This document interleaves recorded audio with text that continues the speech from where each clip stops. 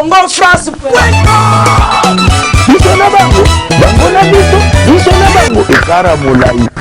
CongoFrance.com, site ya Tolo Masolo danger.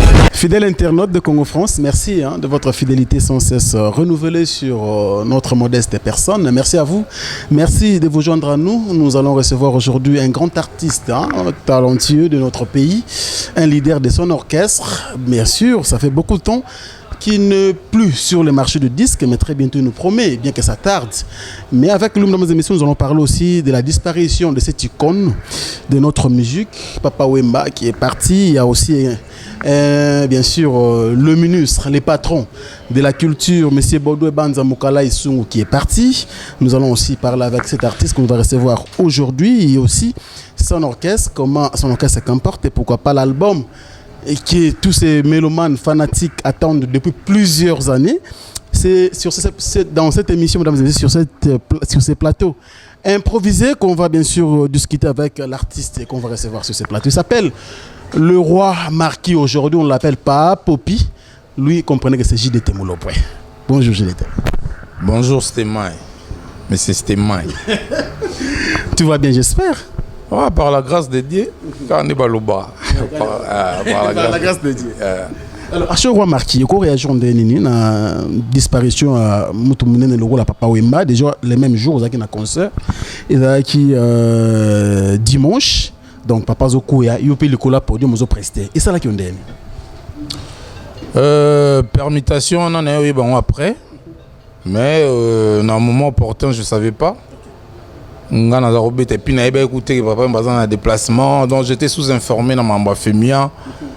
J'étais vraiment sous-informé parce que nous avons préparé un concert. Déjà, j'ai un concert à Saint-James. J'ai un presté, puis quand j'ai place à des Alaka. Moi, stress, moi, nini. Voilà, donc nous avons vraiment informé que papa m'a fait prester dans le festival. Donc, nous avons une musique normale, malgré que menaces, la musique est très bien. En plein matin, il y a Papa Wemba. Donc, aussi, concert à 4 heures. Tellement mon boulot est banda. Pardon. On a longé Saint-James à 6 heures. Ok. Mais déjà, l'heure on a, je crois, Papa Wemba, ça quoi qui. Mais tu vois les personnes, mon boulot est pourquoi remarquer. Mon boulot quand ils arrivent, petit n'a pas nous les simbi, bah tu vois, leader, moi pas la mica n'ingé ça. Bah tu mais ça trouble les gars, tu n'avais bon à doser moi mouké, et puis mou les arabes bêta kaka, et bon tu doser moi mouké après tu bima tu as une étoile banane. Après bon, tu bima n'a pas écouté bien la banane, mai quand n'ingé ça, tu soli puis la banane mai, mais tout le monde a zagi bleu que Papa Wemba a eu problème, voilà. On a pu parler bien, tu continuer ton solo là, et voilà. On a l'UP normal comme tout le monde. On a la musique vers 13h pour la émission. Donc c'est par là que non, mon téléphone a étonné. Donc on a compris le message en disant on va comme la ngade, on va comme la moutou. Donc les gars, roi Papa Wemba Koufi. Roi Papa Wemba. Papa Wemba bon à fond la message, tous les messages les gars dans le monde. Donc, on a habité. Ils ont perte. Et à perte, moi, tu réalises en léloté. Mais tu réalises en calamité. Ils ont grosse perte. Il y a m'inquiété. Donc, je comprends déjà l'émotion et ils ont revenir sur eux. Mais remarquez, est-ce que personnellement, année avant Papa Wemba Tikabiso, beaucoup de précédemment, on a mis Colonna. En tout cas, on a sali longtemps na kutana Papa Wemba Soufara Farboité. Je crois dernièrement na kutana kinaye ezaki na clinique Ngaliema. La clinique Ngaliema ayaki ko se soigner pour un problème de sinusite. Et ngape na ko se soigner na zaki na problème ya gastro. Et to kutana na katika clinique et on a parlé. Donc je crois dernière fois on a tout kutana gia étoile sur na bosanité. Dernière fois on a kutana na Papa Wemba pena fara yango et na tikali na non mais on oublie solo trop parce que tu as docteur moko biso mibale donc tu peux écouter solo na docteur calamité tu regretter trop donc ils ont vraiment souci ils ont perte ils ont n'habité.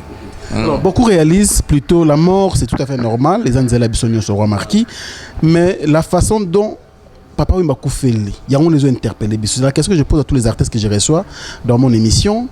La façon de Papa Wemba Koufeli et le bel roi Marquinini, surtout c'est une mort inopinée. Bah tous les latins net sur un concert, tous les latins Papa Wemba Koukende et le bel une façon que Koufela wana. Bon, ils en ont deux volets façon d'ailleurs au Koufela. Ils ont choc parce qu'ils sont brutalement, mais quelque part, ce dont il a intervenu dans la façon il y a Koufela, ils ont dit n'enga Koufeli. Donc tous ces bâtis ceux qui font tout c'est la pour naïe, tous en amont pour nabiso. Donc tous a partagé au fait. Tu as partagé. Ni singa vraiment na partagé. N'a pas bâti sentiment ni ils ont animé. Quelque part, n'en a pas regret, mais quelque part ben n'en est sengogi. Ah papa m'a réalisé rêve naïe quand même. Parce que mon rêve à Moutou, ça rêve à Moutou, ça rêve à Moutou. Que Moutou loba qui est là, et puis ça mis bon en tout cas ça parmi les rares personnes. Au bas prédisant mort na et puis ça mis bon. Vraiment beaucoup de respect pour lui. Nous avons eu à sali. Mais plaisir les arabes qui va honorer na grandeur na na grandeur valablement quoi. Voilà. Que son âme repose en paix. Gilles Chungu Wemba Dio Papa Wemba Peneki Kumba. Paix à son âme, les grands nous a laissé, l'icône repose en paix. Et on va changer de chapitre, j'ai le témoin le point. On a marqué déjà au Yebi, dans la loi, na Sinkine, et c'est comme Marambe Bandara, na Tchanga 48, en face à Bagazul Zulman, na Rozonga Moutier, na la série Wana. On a marqué orchestre Botami. Boké Poto déjà, yo convalescent, il fallait qu'il soit à Londres. Au comité de décevoir d'abord au Ransan, au Kimi. Bosali moi orchestre bosangana bayaya mais na orchestre bosali yo peka ka mutopanzi les marquango parce que bana mai babaki na photo zonga kin to que nous ça la promotion ya miracle JDT tema ki na ba projet derrière la tête aboy ko zonga kin est-ce que vous aujourd'hui ce que baninga na yo à l'époque c'est vrai que c'est pas l'actualité mais photo zonga muké parce que yambi yo moko en personne aux rare pour na cause aux passi c'est vrai que JDT mta panza panza orchestre les marquis. Non, parce que Nabia, quand la famille a panza famille naïda, la famille zara père atiga na palais, balande so ba koli ba bima na palais. Zara bon da panza famille arate. Famille en famille. Est-ce que va na rache binoti de l'eau limité. Donc voilà, donc mon nom tout na nengaye, natanaye, moi je crois que le marquis ezaki idée on a concevoir depuis. Ezaki idée na yo? Ezaki idée na concevoir depuis na bagazulo.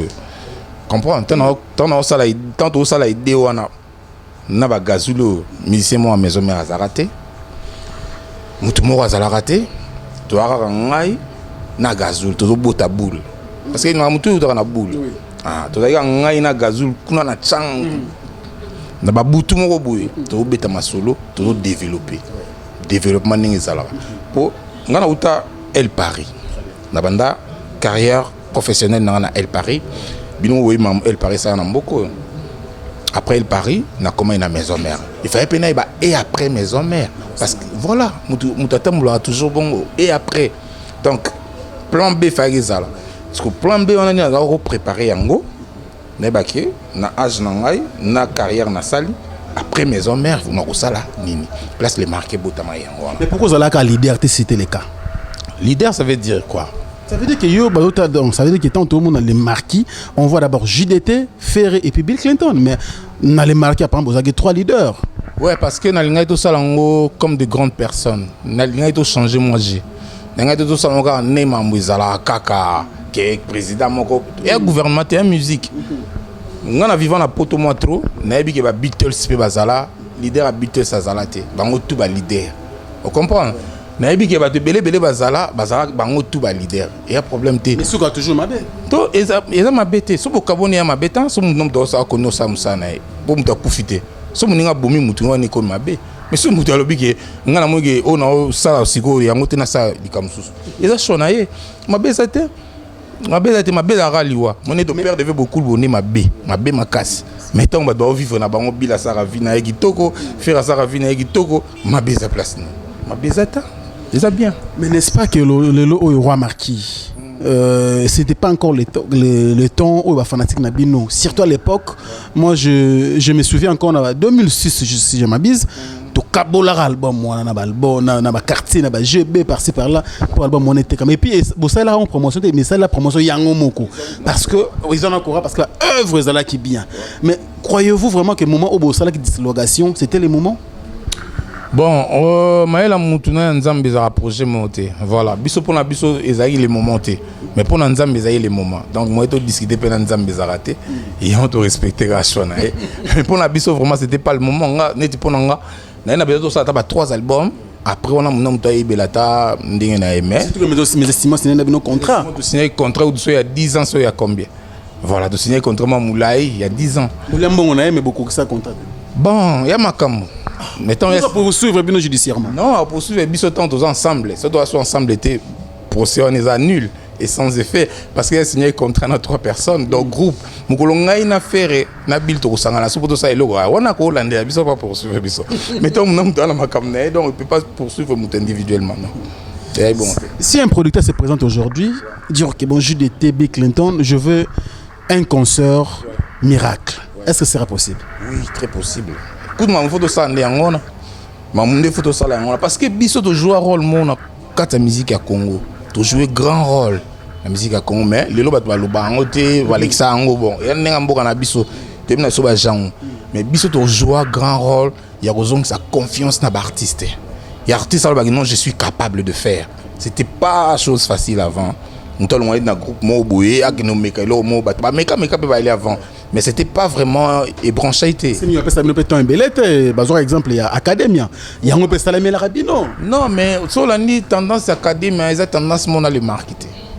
Ils ont le monté. Et bien, ils ont monté. Ils ont monté. Voilà. Academia, ils ont dit qu'ils vont misser quartier latin, c'est révolté, ça y groupe nabango. Mais ils ont dit qu'ils ont sous les marques. Ils ont révolte quand même. Ils ont révolte, ils ont dit tant. Ils ont servir maison mère. Donc tout le monde en place les alaki de commission en place et komaki donc mission na biso na nenga nzambe vraiment et kokaki parce que mamutu na mukili ya mission même Yezo il a mission même Moïse a la mission de ça sa mission il va ekato dai pour la mission té comprends oui sur la mission té ba on va to kufa a autant le raba kufi donc avec la mission té parce que mutu a la mission nzamba au préserver à sa mission. Voilà. Donc, biso mission na biso na kata maison mère et kokaki. On pouvait plus faire plus que ça. Tout ça il fait tout ça là. Tout ça bakura, tout ça to beta ba des zénith, to beta ba bercy pour bonga to beta souabi. Tout ça sunine. To beta stade de Martirawa. To beta ba stade de voilà. Donc tout ça au ba to ça en orchestre, to pe si vient na biso au fait to rendre et voilà, to kaboni na ndenga bien. Il faut relever ça. Moun le l'autre comment regretter papa maman kasi parce que ba relever ça mingité. Moun to comment regretter ma kasi ah ba to ba comment que ne vraiment ce que to tika ma bé. Oh il faut ba relever ça pour to ça pesera na ba situation mon ba gens to ba que relever ali ba ta boule ba kufa ito banga mingité pour to ah papa ba ali ba na ba ali. Bon ah papa ba comment que ne ce que to mo banga parce que relever a bena ma kasi. Jules Temoulopo est un grand artiste. Le pays compte aussi sur toi. Sur le plan musical. Mais ce que tout à l'heure, nous avons un clan wana maison mère.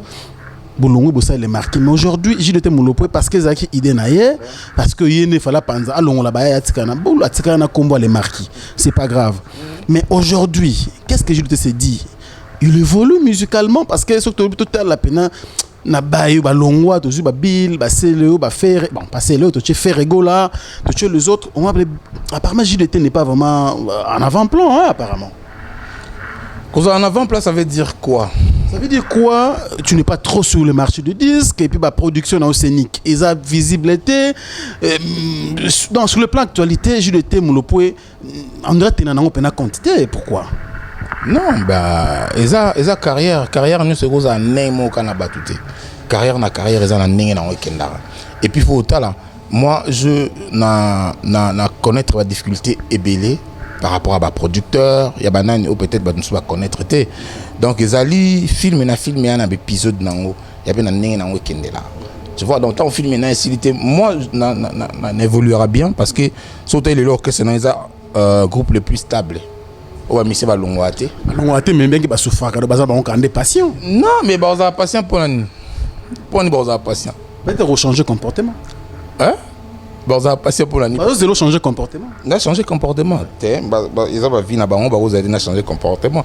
Donc, il n'y a rien à faire là, parce qu'il y a il y a des moments aussi que je ne suis pas nakin, en tout cas, vous êtes trop liban, trop ailleurs. Ouais, Naza trop liban là parce que Naza résident à Poto, donc Naza n'a devoir na Poto, où il faut na sala.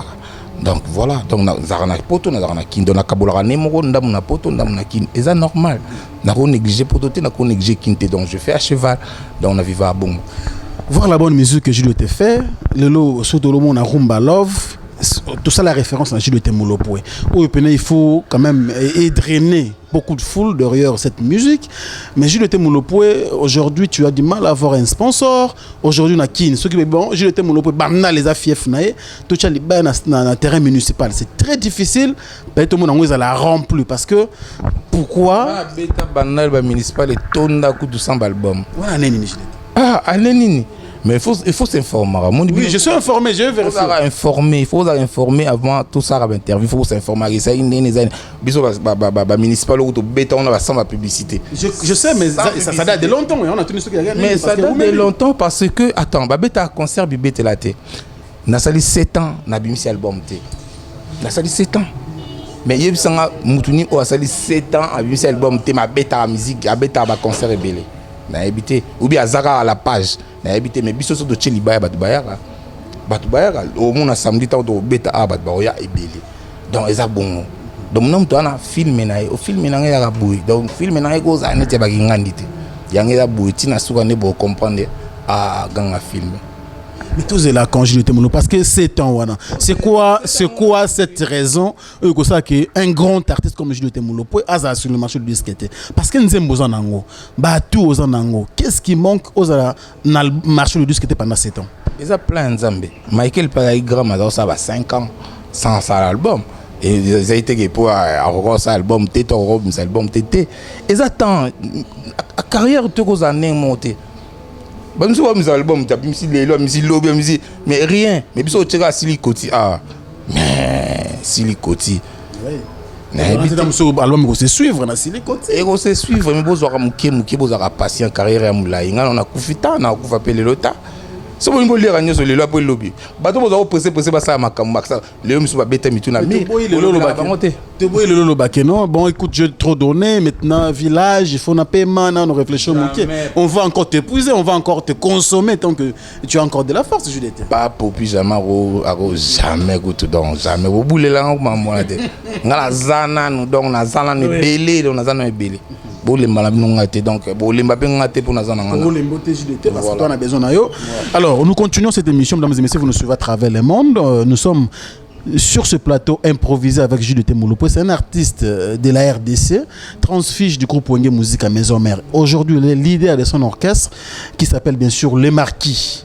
Beaucoup d'albums, beaucoup de chansons. Vous nous suivez au Gabon, vous nous suivez au Cameroun, vous nous suivez partout. Toutes les communautés étrangères, vous nous suivez. Nous sommes bien sûr à Kinshasa, en direct, vous nous suivez. C'est vrai, c'est vrai parce que nous parlons en lingala. Vous nous reprochez souvent, c'est tout à fait normal.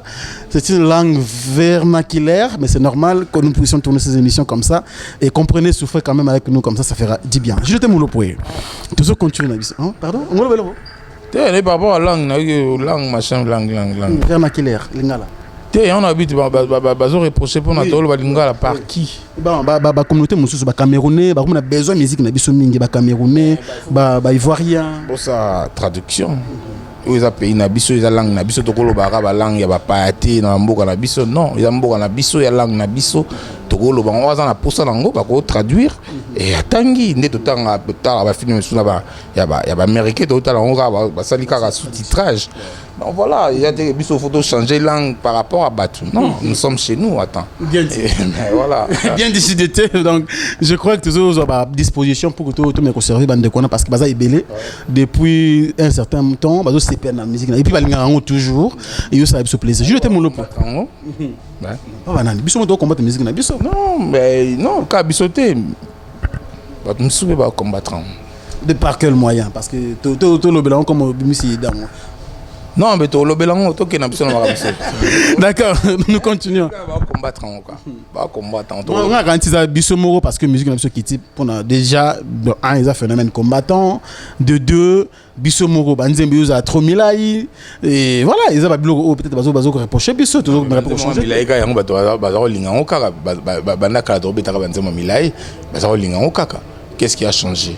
Voilà, on a vu les copains nesco et salé qui bon nous bagay to beta banzembe milai tozo sala boy on a tout les copains parce que ka banzembe milai on kani ba franco ba bima ba tabulé ba bima au musique na so bima kana banzembe wana mais les ko banzembe milai pourquoi? Tous les cas. Je te mon membre Sokoda? Pas encore. Pourquoi? Parce que mais na moni qui en fait de compte fona comme membre parce que ba œuvre nanga to ba mon nanga ezoli manango ka bongo pourtant on a la dérété donc nazo ils ont manque à gagner parce que tant mon nanga oya tellement naza membre té ba tu sunde ba oliango donc on a moni qui n'a décidé fona comme membre ya Sokoda malgré ba désordre des arts et ça dans sérieux côté trop ba tiraillement mais pourquoi ma mise photo ça refuse na ba tiraillement c'est ce que moi je na mi tout na vraiment donc na mi tout na olela na olela vraiment quoi donc paix à son âme, ministre Nabiso Autotika Bisso, vraiment paix à son âme. Mais bon, Naïto le banal de son de l'autre portage de Boum Sadia Moutoua, et ça l'a bien minté. Je te mon l'opération à la musique. Et puis on s'appelle parce que si tu n'as s'appelé pour un plateau, hôtel Rabiso Hermoro Libanda. Aux en Europe, aux hôtels Nengembo zo avancé, na ba émission, na ba membre belé, ba tiraillement entre vous les artistes et musiciens. C'est vrai, c'est l'une des raisons où c'est ils a peu option de ça que musique na biso et qui tamukié, ba tiraillement on a qu'est-ce que je le temps où j'étais à la rango, il s'est dit quoi? Exemple ils ont sous à cacheter les lots automoni matin avait il y a quoi il y a le kourou papa Wemba Kofi Olomide Azalate matin à Kinkester papa Wemba Ayate tout ça avant c'était les fanatiques on a compris que les fanatiques par exemple on contre tout le monde mais aujourd'hui c'est entre vous les artistes et musiciens réunion moi salami tout ça j'ai été Azalate parce que na muta Kofi bayo kana raté. Non, vraiment, je compte beaucoup sur toi. Toutes les réponses me vraiment bien.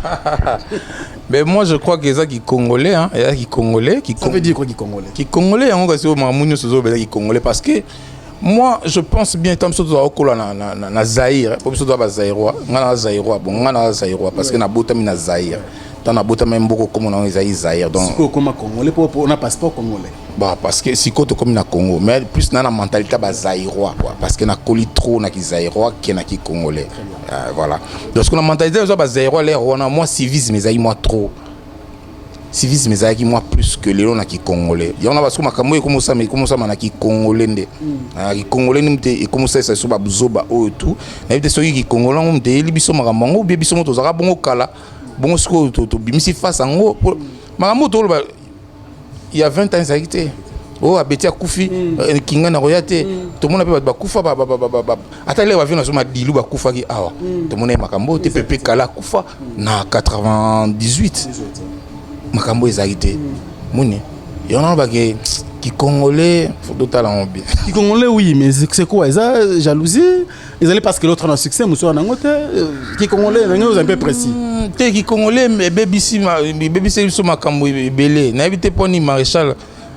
vieux papa Mobutu feu papa Mobutu à longola kombo on attend ça na ba raison na o longola kombo na je sais pas mais quand les arata mutu la mutu kufele moi ba rotindika et vraiment avec amour tu vois c'est vraiment samedi bola mu bidu tout les photos ça la salongo sans batinda bino ozomona ki zéro na loba na ki congolais yumo sala ka ba différence wana au moins que to bungisi eloko moko boto zaka nango na ki zaïrois les lois ça sauté ce qu'on a dit baté mécanisme on est outil wapi et ça minenge nini poto koma ngala ka surtout ki ka to koma déjà boy donc nazo tina poto to ba koma ka boy donc tout congolais a comment un comportement partout dans le monde ouais mais ils ont mais tout ça n'est habité il faut toujours que ça qui bon moto tout à la qui bana to comme un comportement na et apporter biso nini et longo le biso nini mais je crois que longo le biso est belé et rabaisser biso trop le comportement On va parler de l'actualité, mesdames et messieurs. L'actualité, c'est bien sûr l'album acteur principal. L'album qui va sortir incessamment, bien sûr, dans quelques jours, hein, je crois, dans le mois prochain. Dans quelques jours, oui. Le mois prochain, donc le mois de juin, j'espère, date anniversaire, il y a le roi Marquis. Ce qui vraiment, il parce qu'on a besoin de cette belle mélodie. Il y a roi Marquis, il bien. Roi Marquis, album acteur principal. Vraiment, on a 7 ans. On a réalisé les lots qui sont pendant 7 ans. Parce que nous, on était l'année prochaine. Et comme il calamité pour calamité na calendrier comme on a 7 ans, maintenant on a une précision par rapport à cela. Acteur principal, pourquoi et où les Roi Marquis? Parce qu'ils ont combattu, parce qu'ils ont l'album de l'année, parce qu'ils ont un grand album. Ils ont combattu, c'est normal. Tu as l'acteur principal. Ils sont au titre bon dans l'album. C'est comme un combattant, un musicien? Ah ben, qui congolais de tout le bain, on a tout. C'est ça qui est on essaie de bien kala, mais là qui congolais au quasi faut bima, donc faut boule là trop. Monsieur, mais bima na on va banga honte. Mais bima tala ganga kufate dans. Tant que ganga ku faut boumanga inde bo betanga ba balle na dai. Mais tant bo betinga ba balle te bo bagé bima na. Et bima pena ozala et puis ça six. Ce problème ba banga ngona. Mais pour un peu monsieur ya roi de Marquis ou babi vous êtes trop capricieux. Cercle production et date c'est bima na mois de mai. Ils ont changé, on a tenga fait le jour anniversaire nanga tout ça. C'est pas caprice pe oyo. Ba producteur ba okimi là aujourd'hui de temulo point. Na aidé bango kutunde. Nga na aidé bango nde. Oui, aidé bango nde. Non, mais na aidé bango par rapport à date bango ba je savais que ils ont la possibilité. Nos artistes c'est pas pour la première fois dans ça l'album. Na ebi maman ningi salama. Donc bah date bango ba pesa je savais bien que c'est donc comme la date on album ils ont prêté. Parce que non, parce que ngam na ça musa. Mon musala musu yoko calculer ngo ça une semaine. Alors musique ça ma bonté. Musique c'est une inspiration. Les autres ko ba que na studio. Mais nous avons inspiré. Donc on a travaillé, c'est l'inspiration. Nous avons inspiré, donc on a travaillé. Je nous comme inspiré bien. Donc tu vois, la musique, ça n'a pas calculé mon bouille, moi, donc on a fait mais nous avons fait ça, mais là, on a la ligne, jamais et aussi malamé. Et on a qu'un an agent. Mais pourquoi je le tais? Parce qu'on m'a checké même pour bailler qui est aussi les samous dans le studio. On temba, on temba ça, clip, on temba. Voilà, mon gam na ça, musala. Donc on faut naïe à peu près. Et quand est-ce que Moussala vraiment aussi là? On a un sala. On va ça que Moussala on a et comment commercialiser. Quand on a plateforme Mokoboy. Mais ils ont Moussala au yangai. Donc mais c'est trop balembe. Comme ça ni. Bon ah. Mais so oui qu'on a producteur, il faut un producteur, c'est ça, c'est comme ça. So il donc so il faut ça comme donc ça là on tient à souka. C'est bon moi je crois. Jules Temoulo, parce qu'aujourd'hui, Ming Bazar il y a carence des producteurs, autoproduction Moussa les matros étant donné que je crois je crois plateforme na yo comme il me ramène label. Fabrication comme na Oaye, Fali à Oaye, yo peut quand même les label na yo. Non, ça le label na ngate, dans un na sec production. Prochainement peut-être album prochain. Il faut pas ça la comme pour basali. Moi j'aime pas ça. En fait, j'aime pas ça. Nga osa ma oka bat basalité. Nga ça na ndenge na na tananga na ndenge na ngai quoi. So na saka likambuka pour muta salaki na mona moi qui malanda ngombe mukia. Donc on a vraiment bon côté mais eroya avec le temps. Aujourd'hui, la belle comme parce qu'il y a carence de producteurs. Est-ce que je dois se dire tant que artiste et musicien, Binon de Boza à la base, il y a disparition de producteurs sur le marché? Non, ils ont internet. Ils ont la technologie de qui me va producteur parce qu'il va au TKT parce que c'est comme une sur internet et le quoi besoin la maîtrise dans parce que n'a pas comme ça comme la maîtrise déjà au TK sur ligne il y a un producteur na biso ba école neni ba ninga ba osala neni ba nigérian ba osala pour la musique na bango ils allaient avancer malgré piraterie neni ba ivoirien ba osala il faut demander conseil ma ben na biso to yebi trop biso ki congolais na ki zéro to za otuna. Ah, tous ont la mentalité on a, n'a habité pour te bilan pour voter milieu local ba congolais donc. N'a pas qu'on a cette dressé n'a été. N'a pas qu'on dans cette dressé n'a. Parce que là voter congolais ba zuka mentalité on ba moto ato visé que biso za ba zo mona on est chinois. Et puis nous aïe bon makala. Makala. Il s'appelle Jules Temoulo, mesdames et messieurs, vous nous suivez donc nous évoluons mais Jules Temoulo aujourd'hui clan Wenge musique à maison mais on a aucun moins 100 moro boyer.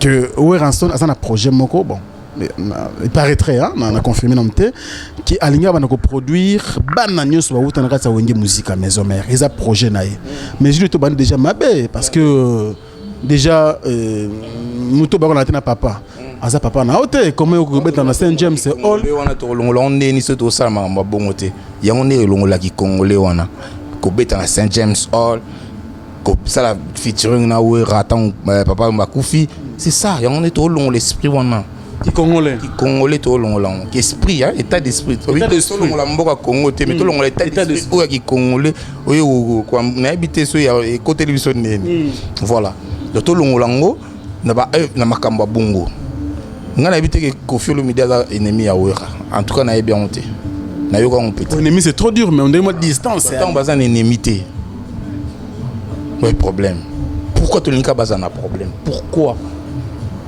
tu singla bango kimiate pourquoi tu regardes la TV de batete en tout cas de la forêt vraiment na vie quadra vraiment pour ça la paix et ça déjà apparemment il faut tout la sur caméra bien ya on a ça là déjà ya on a ça là tant ba benga na kebeta na Saint James na kei tant singeleli ke na kino yemba na clan wenge na makambo ya vie beaucoup na kei sans retour na sanine c'est comme ça.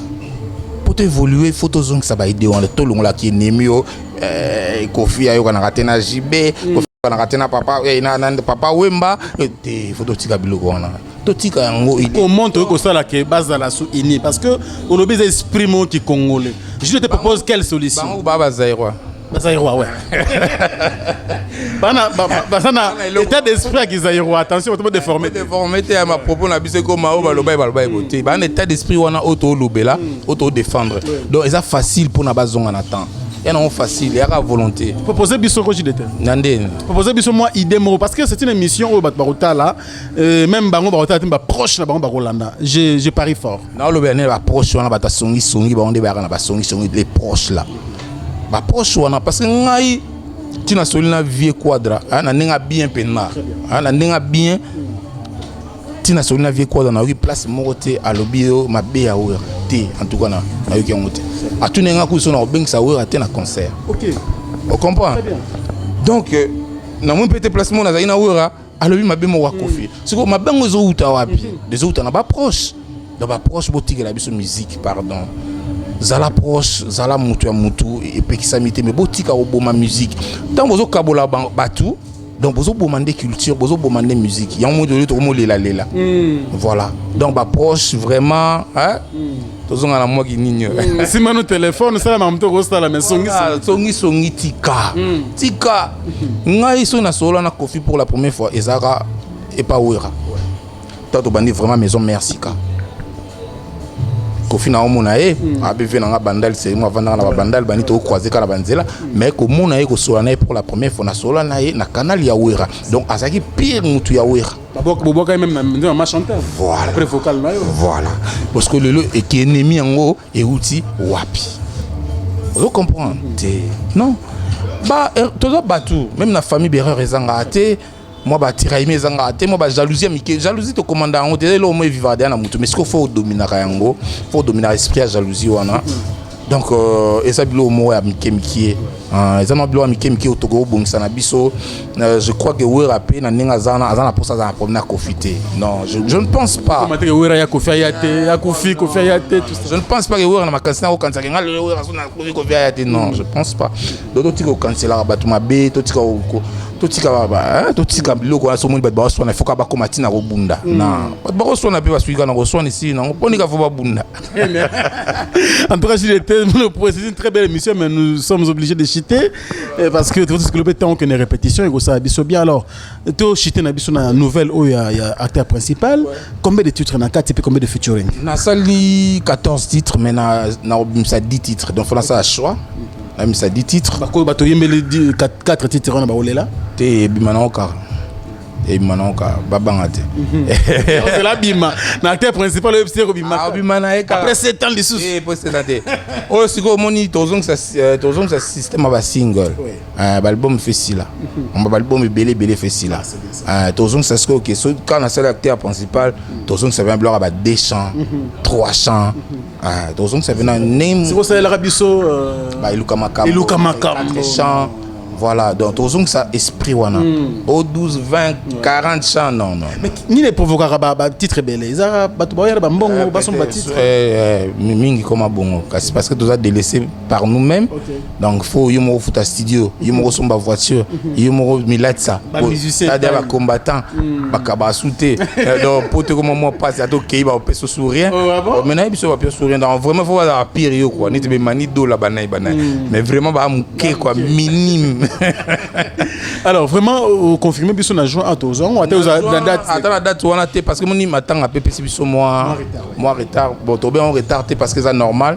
Tara muto bungsa muto munene fa to zo pause to zo ki.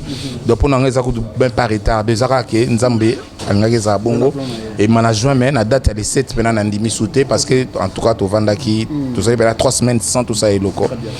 Mais obima et ma puis c'est pas ça album oyo batu ba kotika na ngopena parce que ba musique na biso peut changer moi dimi comme moi njengele moi trop mais ba oyo ka pena musique ba ko pena ndule pena ki so vanu kanti moi franco so vanu kanti moi madilu so kanti vanu moi keste so kanti moi papa ou mbado na éviter album moi déjà Sili côté pesa biso.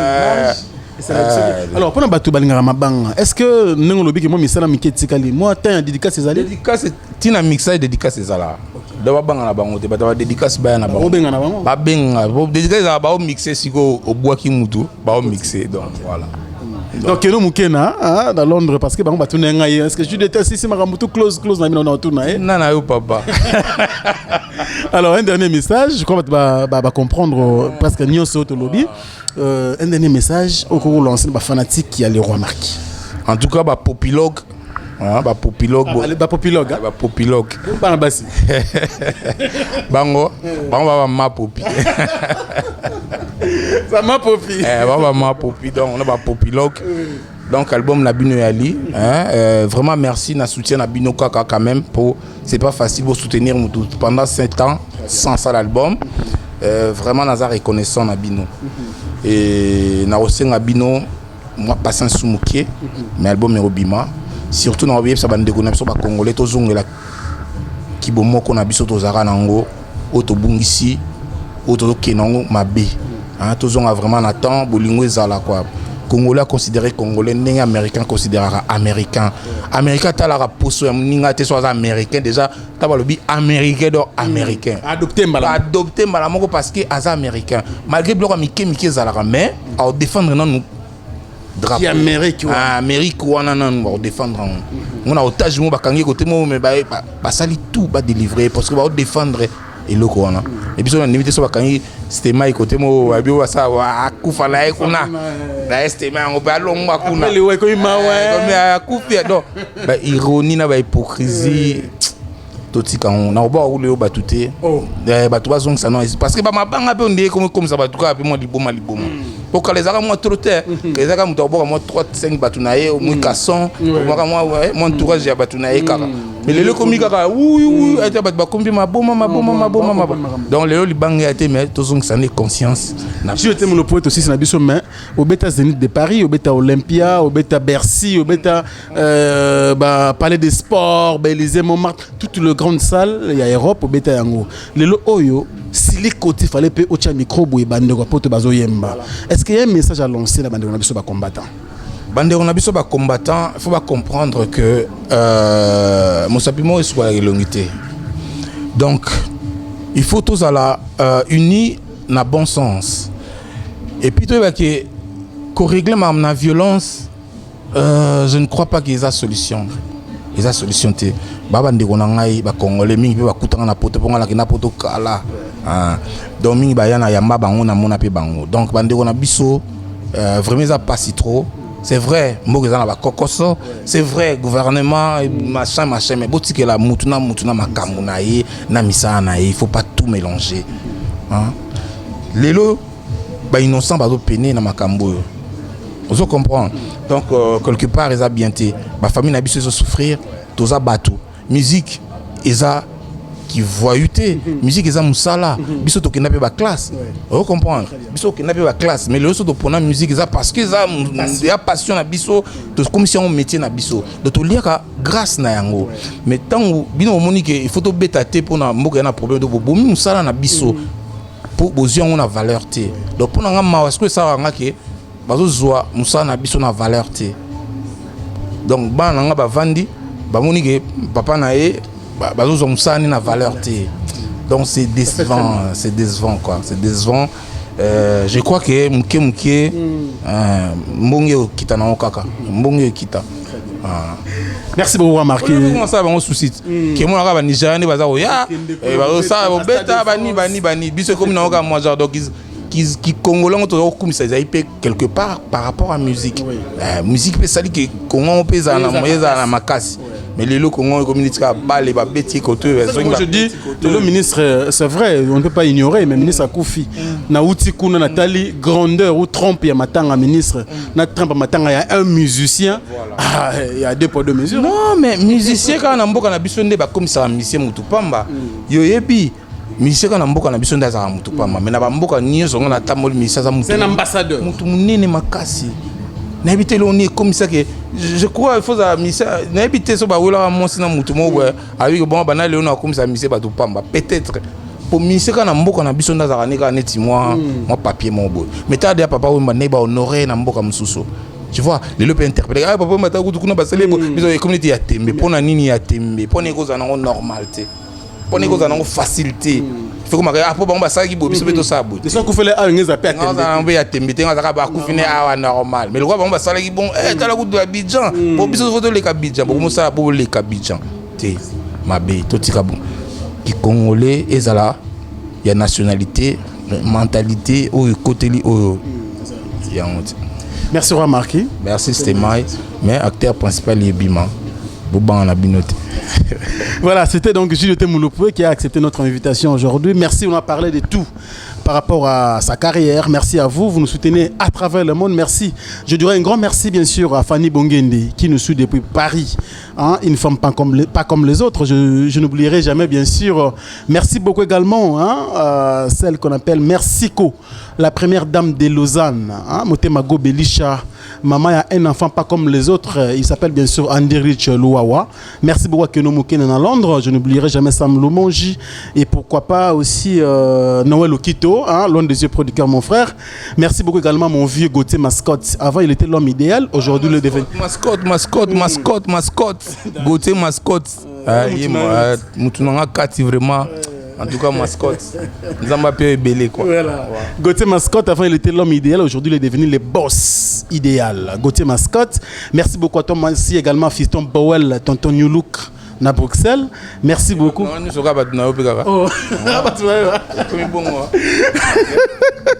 Merci beaucoup à Fiston Bowell et Moroyoki. Bien. Merci beaucoup également. Je n'oublierai jamais bien sûr Tertio Moukoumi, toujours en Belgique. Merci également donc Nathalie côté Afrique du Sud. Blaise Kalati, hein? Blaise Kalati, les boss. Merci beaucoup à Blaise Kalati. Merci beaucoup également à Didier Chombo, le petit Jésus. Boîte le petit Jésus bientôt là Franck Stemai nabi ke umeli moi trop mais mamfo bongisa on kandenge roi lobby bakenda mbangu mbangu ti pour ke babo ya péché. Merci beaucoup à Dame ces vidéos, merci à Patuchine Mona Johannesburg et puis je n'oublierai jamais BBC de Djobour hein Binotukuna Bolinga Franck Stemai. Merci na master ngai le représentant de tous les Congolais résidents en Australie, il s'appelle bien sûr Junior Bonsangue Motama Oriana Makindu et puis la liste est tellement longue. Merci beaucoup à Junior Class Mala. Hein? Merci beaucoup également à Plata Swag. Merci beaucoup à vous. Et puis merci à salon La Victoire VIP à Bandal, 24h24. Il y a un Bibi Solelo et ça les fait plaisir. Merci à Mouna Cédric pour la réalisation et aussi la prise de vie. Merci à tout le monde dans salon Victoire Mobimba en VIP. C'est pas Nabino. Merci à tout le monde. On vous dit au revoir et je vous retrouve, mesdames et messieurs, très prochainement avec le même plaisir. Au revoir.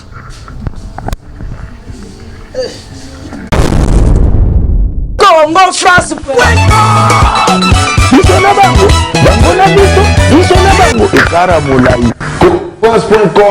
site ya Tolo Masolo ya danger Masolo ya kitoko Congo France.